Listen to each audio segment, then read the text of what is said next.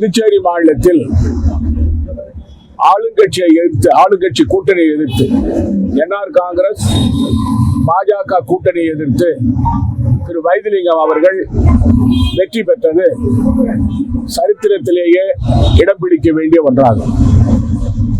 ஆளுங்கட்சியை சேர்ந்தவர்களுடைய பணபலம், அதிகார பலம் இவையெல்லாம் மீறி மக்கள் பலத்தை வைத்து காங்கிரஸ் வேட்பாளர் இந்தியா கூட்டணியிலே வெற்றி பெற்றது.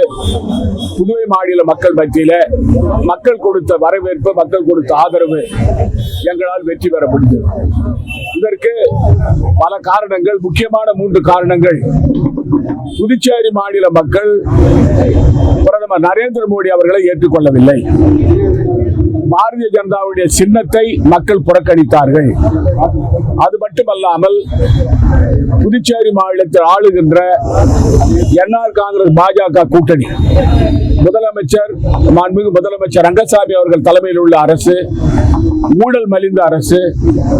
மக்களுக்காக இந்த ஆட்சி இல்லை, அவர்களுக்காகத்தான் இந்த ஆட்சி.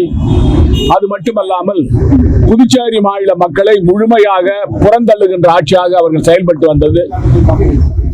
மக்கள் மத்தியிலே வெறுப்புணர்வை அந்த ஆட்சியாளர் மீது ஏற்படுத்தியது.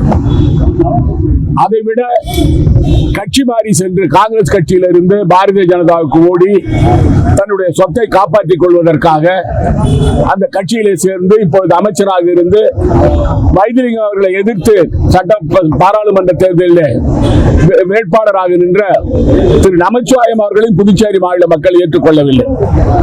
ஒட்டுமொத்தமாக பணபலம் வெற்றி பெறுமா, மக்கள் பலம் வெற்றி பெறுமா என்பதை புதுச்சேரி மாநிலத்தில் நாம் கண்கூடாக பார்த்திருக்கிறோம்.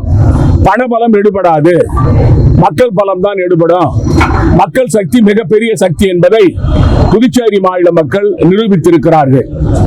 இது அன்னை சோனியா காந்தி அவர்களுக்கும், தலைவர் ராகுல் காந்தி அவர்களுக்கும், மல்லிகார்ஜுன் கார்கே அவர்களுக்கும் புதுச்சேரி மாநில காங்கிரஸ் கட்சியின் சார்பாக நாங்கள் நன்றியை தெரிவித்துக் கொள்கிறோம். கூட்டணி கட்சி தலைவர்கள் மரியாதைக்குரிய ஸ்டாலின் அவர்கள், மரியாதைக்குரிய திருமாவளவன் அவர்கள், மரியாதைக்குரிய கமலஹாசன் அவர்கள், அதே போல இந்திய கம்யூனிஸ்ட் கட்சி, மார்க்சிஸ்ட் கம்யூனிஸ்ட் கட்சி, இந்திய யூனியன் முஸ்லீம் கட்சிகளுடைய கூட்டணி கட்சி தலைவர்களுக்கு நன்றி தெரிவித்துக் கொள்கிறோம்.